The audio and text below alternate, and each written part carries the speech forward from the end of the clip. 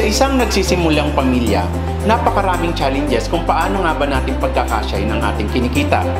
Dahil sa daming dapat paglaanan ng budget, ang kadalasan nating di magawa ay ang maglaan ng budget para sa pagbabakasyon. Today, we will talk about how to make sure that while we are trying to achieve our goals, we are also giving ourselves a chance to have fun. I'm Chris Cervantes. This is Financial Planning for the Fast-Changing World.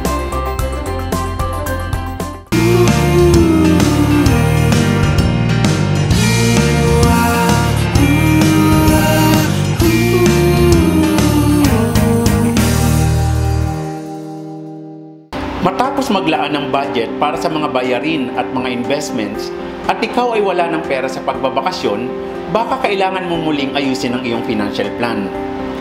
Yes, we need to set a huge amount of savings for us to live in the future, but we also need to live for today.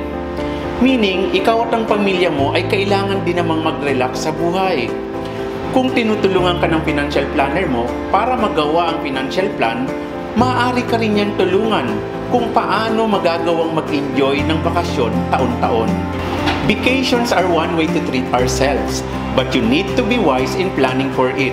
Or else, mag-i-enjoy ka nga sa bakasyon, pero pagbalik mo sa bahay, isang taon mo namang poproblemahin ang pagbabayad sa utang mo dahil sa bakasyon na ginamitan mo ng credit card. So, here are my tips for you. Save now for your next year vacation. Ang susi sa masayang bakasyon ay ang pagkakaroon ng sapat na budget. Maglaan ng 5% ng iyong annual income para sa sulit at masayang bakasyon.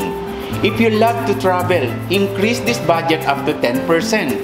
Then cut down your budget for other areas. Do the research ahead of time.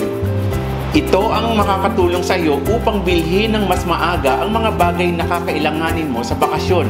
Maging sa airfare at hotel accommodation, mas makakakuha ka ng mura or promo.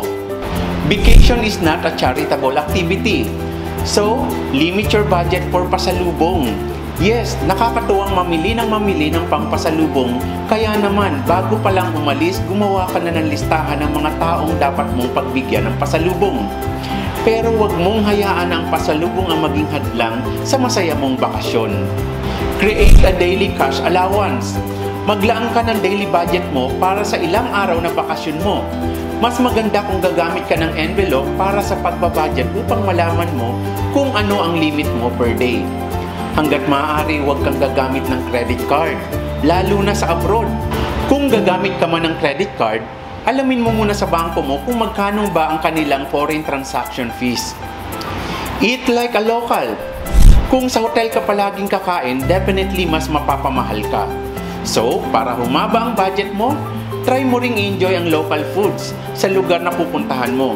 Ang kagandahan nito, mas maiintindihan mo pa ang kanilang kultura. Subukan mong pumunta sa palengke nila at siyang dalhin mong pagkain sa hotel. Baka maging exciting pa ang iyong bakasyon. Bago umalis, siguraduhin na mayroon pang enough na space para sa mga bibilhin mo, or else be prepared to get slapped with additional baggage fees. Tandaan, saan ka man magbabakasyon, ang pinakahuli mong dapat maging problema ay ang budget mo. At yan ay mangyayari lamang kung ikaw ay may planong tama kung paano nga ba mag-enjoy sa buhay. Until next time, this is Chris Cervantes. Plan for your dreams, plan for your future, and plan for your life. And if you need help in planning your future, our mission is to help you realize it.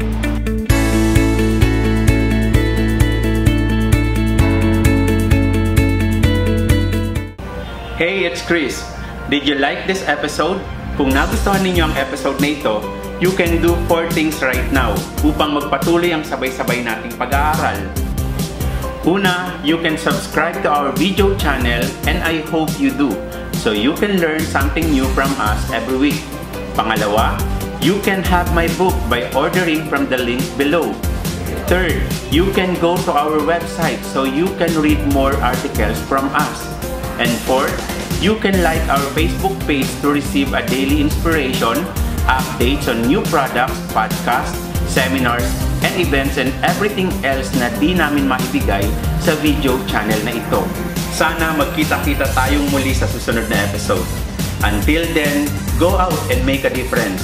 make money, be wealthy, and help someone else along your journey. God bless.